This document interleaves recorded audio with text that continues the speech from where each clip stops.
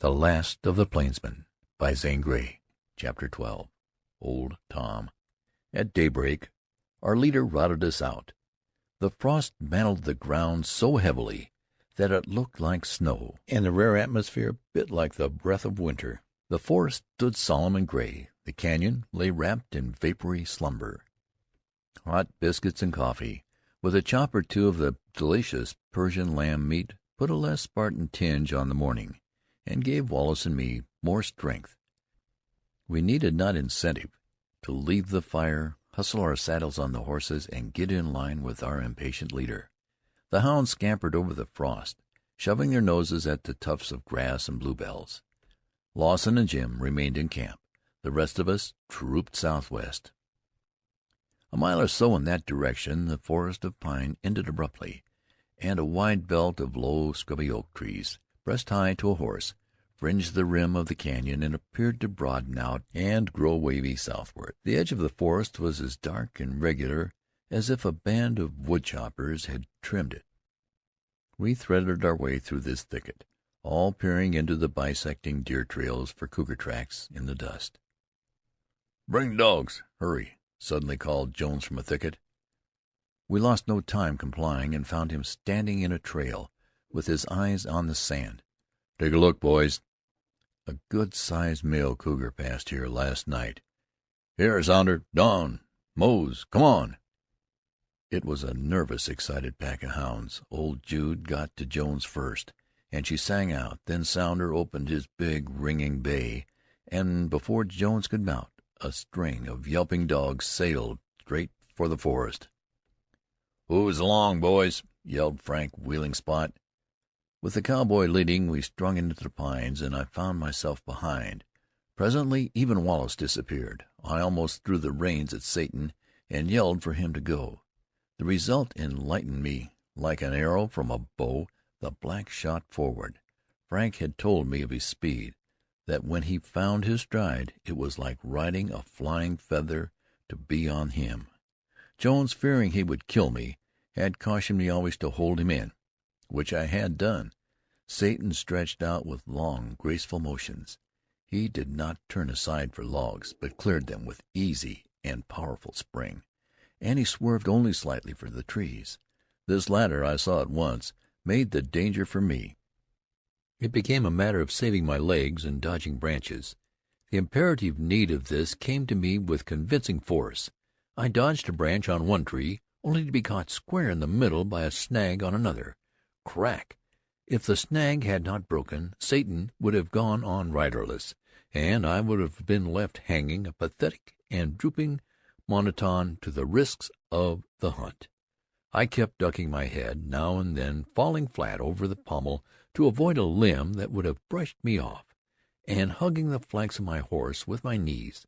Soon I was at Wallace's heels, and had Jones in sight.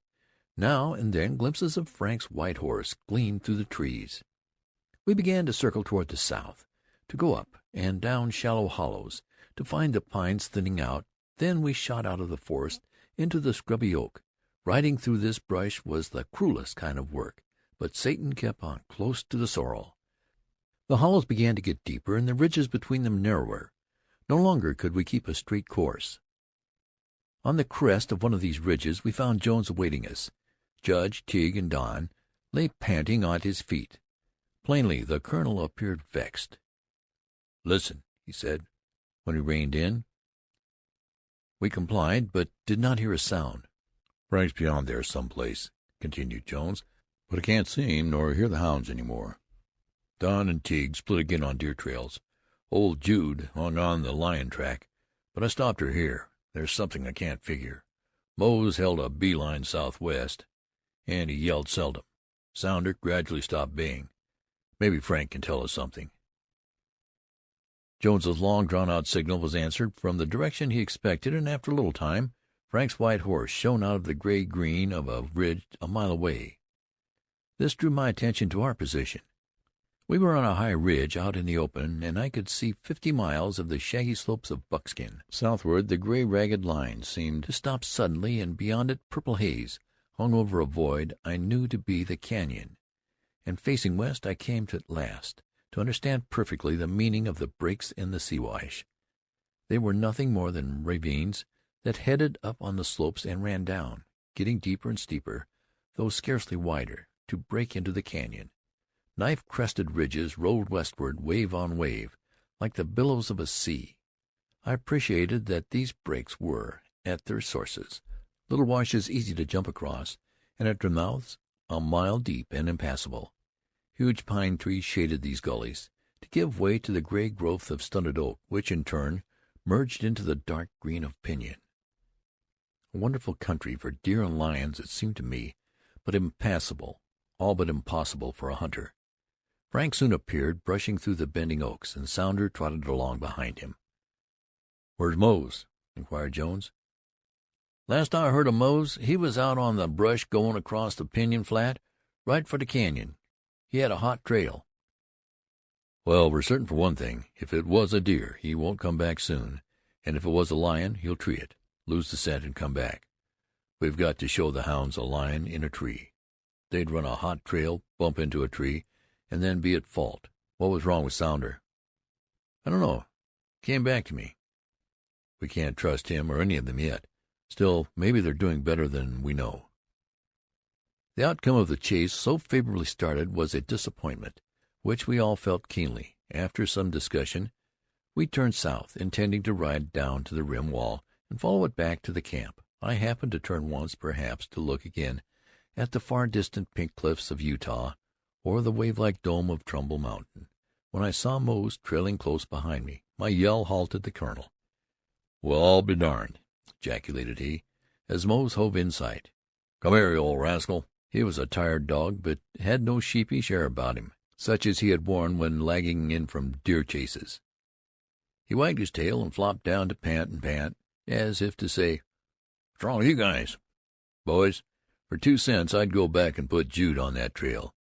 It's just possible that Mose treed a lion, but, well, I expect there's more likelihood of his chasing the lion over the rim, so we may as well keep on." The strange thing is that Sounder wasn't with Mose. There may have been 2 lions.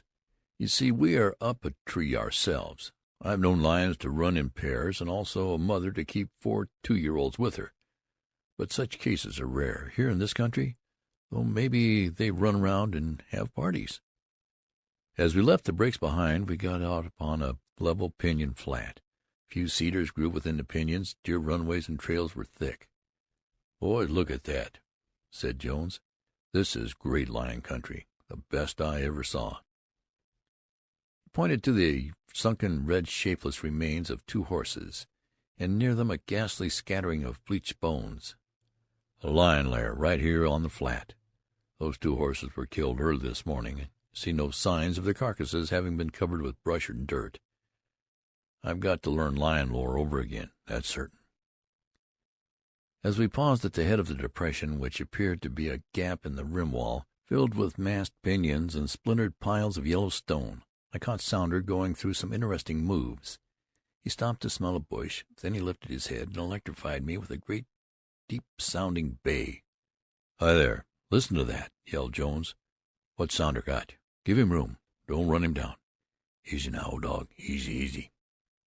Sounder suddenly broke down a trail. Mose howled, Don barked, and Teague let out his staccato yelp. They ran through the bush here, there, everywhere. Then all at once old Jude chimed in with her mellow voice, and Jones tumbled off his horse. "By the Lord Harry, there's something here." "Here, Colonel, here's the brush Sounder smelt, and there's a sandy trail under it," I called. "There go Don and Teague down into the break," cried Frank. "They've got a hot scent." Jones stooped over the place I designated, to jerk up with a reddening face. As he flung himself onto the saddle, roared out, "After Sounder! Old Tom! Old Tom! Old Tom!" We all heard Sounder, and at the moment of Jones' discovery, Mose got the scent and plunged ahead of us. "Hi, hi, hi, hi!" yelled the colonel.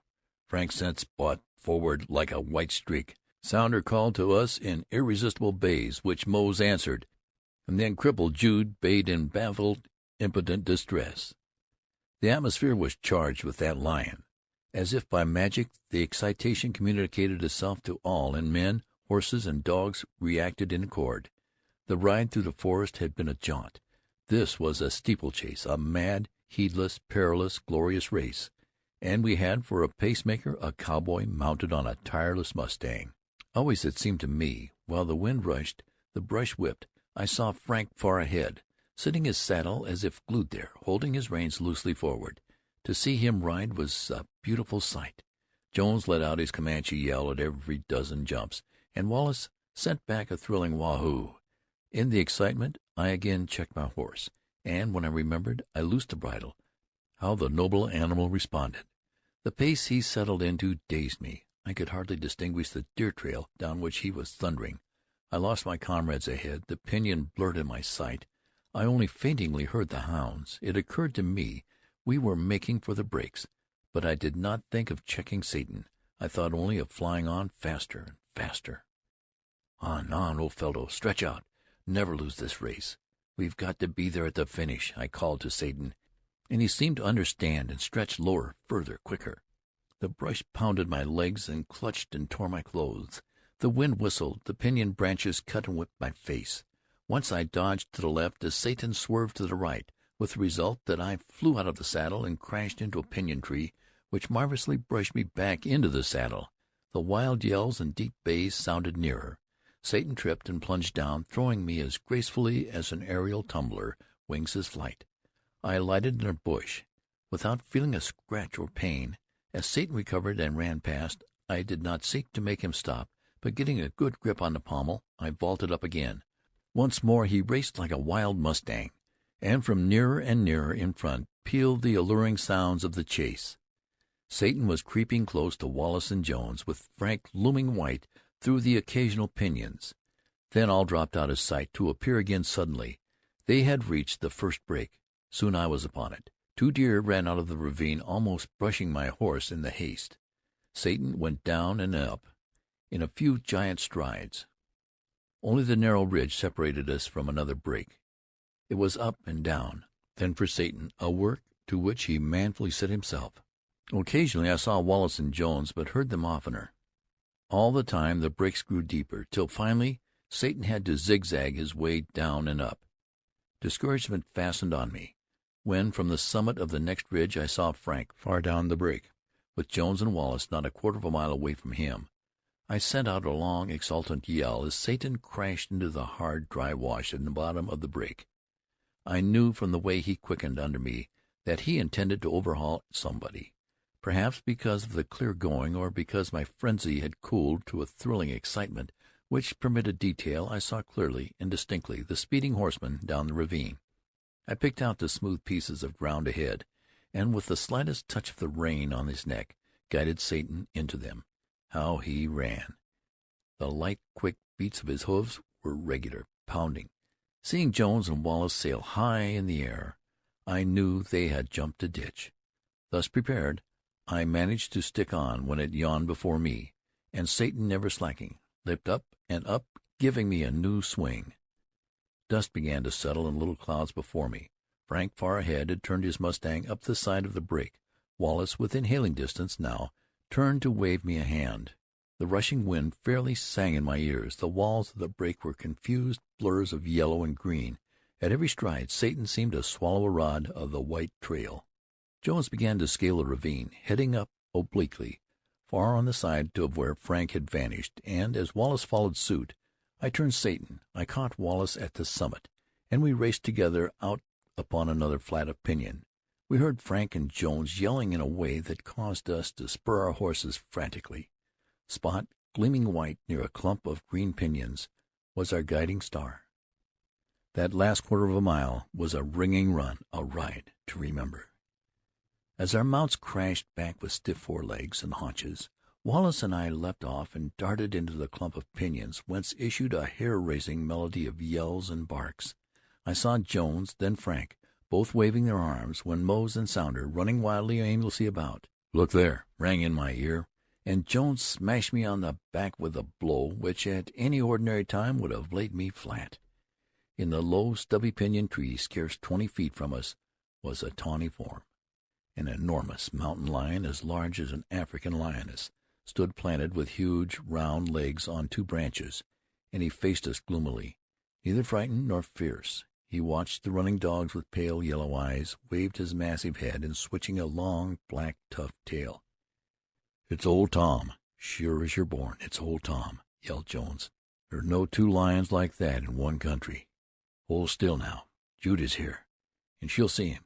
She'll show him to the other hounds. Hold still." We heard Jude coming at a fast pace for a lame dog, and we saw her presently running with her nose down for a moment, then up. She entered the clump of trees and bumped her nose against the pinyon. Old Tom was in, and looked up like a dog that knew her business. The series of wild howls she broke into quickly brought Sounder and Mose to her side. They, too, saw the big lion not 15 feet over their heads. We were all yelling and trying to talk at once, in some such state as the dogs. "Here, Mose, come down out of that," hoarsely shouted Jones. Mose had begun to climb the thick, many-branched low pinyon tree. He paid not the slightest attention to Jones, who screamed and raged at him. "Cover the lion," cried he to me. "Don't shoot unless he crouches to jump on me." The little beaded front sight wavered slightly as I held my rifle leveled at the grim, snarling face, and out of the corner of my eye, as it were, I saw Jones dash in under the lion and grasp Mose by the hind leg and haul him down. He broke from Jones and leaped again into the first low branch. His master then grasped his collar and carried him to where he stood and held him choking. "Boys, we can't keep Tom up there. When he jumps, keep out of his way. Maybe we can chase him up a better tree." Old Tom suddenly left the branches, swinging violently and hitting the ground like a huge cat on springs. He bounded off, tail up, in a most ludicrous manner. His running, however, did not lack speed, for he quickly outdistanced the bursting hounds. A stampede for horses succeeded this move. I had difficulty in closing my camera, which I had forgotten until the last moment, and got behind the others. Satan sent the dust flying and the pinyon branches crashing. Hardly had I time to bewail my ill luck in being left, when I dashed out of a quick growth of trees to come upon my companions, all dismounted on the rim of the Grand Canyon. "He's gone down! He's gone down!" raged Jones, stomping the ground. "What luck! What miserable luck! But don't quit. Spread along the rim, boys, and look for him. Cougars can't fly. There's a break in the rim somewhere." The rock wall on which we dizzily stood dropped straight down for 1,000 feet, to meet a long pinyon-covered slope, which graded a mile to cut off into what must have been the second wall. We were far west of Clark's trail now, and faced a point above where Kanab Canyon, a red gorge a mile deep, met the great canyon. As I ran along the rim, looking for a fissure or break, my gaze seemed impellingly drawn by the immensity of this thing I could not name, and for which I had no intelligible emotion. 2 Wahoos in the rear turned me back in double-quick time, and hastening by the horses, I found the 3 men grouped at the head of a narrow break. "He went down there." Wallace saw him around the base of that tottering crag. The break was wedge-shaped, with the sharp end toward the rim, and it descended so rapidly as to appear almost perpendicular. It was a long, steep slide of small, weathered shale, in a place that no man in his right senses would have ever considered going down. But Jones, designating Frank and me, said in his cool, quick voice, "You fellows go down, take Jude and Sounder in leash. If you find his trail below along the wall, yell to us. Meanwhile, Wallace and I will hang over the rim and watch for him." Going down, in one sense, was much easier than it had appeared, for the reason that, once started, we moved on sliding beds of weathered stone. Each of us now had an avalanche for a steed. Frank forged ahead with a roar, and then, seeing danger below, tried to get out of the mass. But the stones were like quicksand. Every step he took sunk him in deeper. He grasped the smooth cliff, to find holding impossible. The slide poured over a fall like so much water. He reached and caught a branch of a pinyon, and lifting his feet up, hung on till the treacherous area of moving stones had passed. While I had been absorbed in his predicament, my avalanche augmented itself by slide on slide, perhaps loosened by his, and before I knew it, I was sailing down with ever-increasing momentum. The sensation was distinctly pleasant, and a certain spirit, before restrained in me, at last ran riot. The slide narrowed at the drop where Frank had jumped, and the stones poured over in a stream. I jumped also, but having a rifle in one hand, failed to hold, and plunged down into the slide again. My feet were held this time as in a vise. I kept myself upright and waited. Fortunately, the jumble of loose stones slowed and stopped, enabling me to crawl over to one side, where there was comparatively good footing.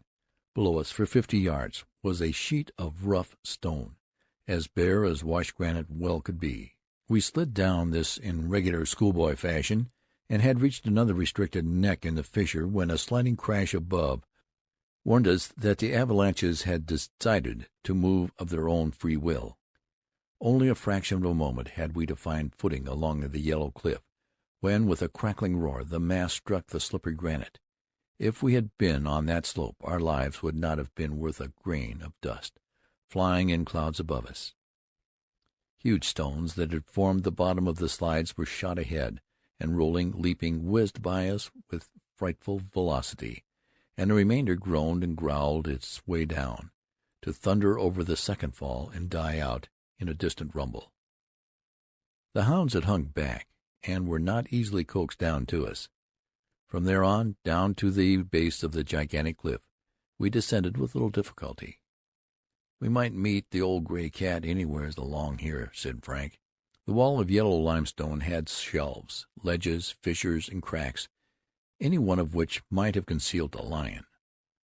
On these places I turned dark, uneasy glances. It seemed to me events succeeded one another so rapidly that I had no time to think, to examine, to prepare. We were rushed from one sensation to another. "Hey, look here," said Frank. "Here's his tracks. Did you ever see the like of that?" Certainly I had never fixed my eyes on such enormous cat tracks as appeared in the yellow dust at the base of the rim wall. The mere sight of them was sufficient to make a man tremble. "Hold in the dogs, Frank," I called. "Listen, I think I heard a yell." From far above came a yell, which, though thinned out by distance, was easily recognized as Jones's. We returned to the opening of the break, and, throwing our heads back, looked up the slide to see him coming down. "Wait for me! Wait for me! I saw the lion go in a cave. Wait for me!" With the same roar and crack and slide of rocks as had attended our descent, Jones bore down on us. For an old man, it was a marvelous performance. He walked on the avalanche as though he wore 7-league boots, and presently, as we began to dodge whizzing boulders, he stepped down to us, whirling his coiled lasso. His jaw bulged out. A flash made fire in his cold eyes. "Boys, we got old Tom in a corner. I worked along the rim north and looked over every place I could. Now, maybe you won't believe it, but I heard him pant. Yes, sir, he panted, like the tired lion he is. Well, presently I saw him lying along the base of the rim wall. His tongue was hanging out. You see, he's a heavy lion and not used to running long distances. Come on now. It's not far. Hold in the dogs. You there with the rifle, lead off, and keep your eyes peeled." Single file, we passed along the shadow of the great cliff. A wide trail had been worn in the dust. "A lion runway," said Jones. "Don't you smell the cat?" Indeed, the strong odor of cat was very pronounced, and that, without the big, fresh tracks, made the skin of my face tighten and chill. As we turned a jutting point in the wall, a number of animals which I did not recognize plunged helter-skelter down the canyon slope. "Rocky Mountain sheep," exclaimed Jones. "Look, now this is a discovery. I never heard of a bighorn in the canyon." It was indicative of the strong grip old Tom had on us that we at once forgot the remarkable fact of coming upon these rare sheep in such a place. Jones halted us presently before a deep curve described by the rim wall, the extreme end of which terminated across the slope in an impassable projecting corner. "See across there, boys? See that black hole? Old Tom's in there." "What's your plan?" queried the cowboy sharply. "Wait. We'll slip up to get better lay of the land." We worked our way noiselessly along the rim wall curve for several hundred yards, and came to a halt again, this time with a splendid command of the situation. The trail ended abruptly at the dark cave, so menacingly staring at us, and the corner of the cliff had curled back upon itself. It was a box trap, with a drop at the end too great for any beast, a narrow slide of weathered stone running down, and the rim wall trail. Old Tom would plainly be compelled to choose one of these directions if he left his cave.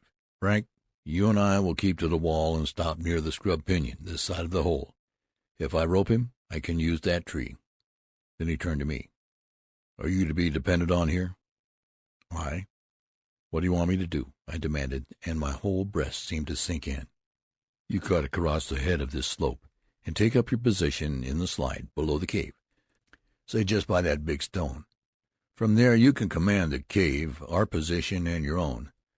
Now, if it is necessary to kill this lion to save me or Frank, or, of course, yourself, can you be depended upon to kill him?" I felt a queer sensation about my heart, and a strange tightening of the skin upon my face. What a position for me to be placed in! For one instant I shook like a quivering aspen leaf. Then, because of the pride of a man, or perhaps inherited instincts, cropping out of this perilous moment, I looked up and answered quietly, "Yes, I will kill him. Old Tom is cornered, and he'll come out. He can run only two ways, along this trail or down that slide. I'll take my stand by the scrub pinyon there so I can get a hitch if I rope him. Frank, when I give the word, let the dogs go. Gray, you block the slide. If he makes at us, even if I do get my rope on him, kill him. Most likely he'll jump downhill. Then you'll have to kill him. Be quick. Now loose the hounds. Hi, hi, hi." I jumped into the narrow slide of weathered stones and looked up. Jones's stentorian yell rose high above the clamor of the hounds. He whirled his lasso. A huge yellow form shot over the trail and hit the top of the slide with a crash. The lasso streaked out with arrowy swiftness, circled and snapped viciously close to Old Tom's head. "Kill him! Kill him!" roared Jones. Then the lion leaped seemingly into the air above me. Instinctively I raised my little automatic rifle. I seemed to hear a million bellowing reports. The tawny body, with its grim, snarling face, blurred in my sight. I heard a roar of sliding stones at my feet. I felt a rush of wind. I caught a confused glimpse of a whirling wheel of fur rolling down the slide. Then Jones and Frank were pounding on me and yelling I know not what. From far above came floating down a long wahoo. I saw Wallace silhouetted against the blue sky, felt the hot barrel of my rifle, and shuddered at the bloody stones below me. Then, and only then, did I realize, with weakening legs, that Old Tom had just jumped at me, and had jumped to his death. End of chapter 12.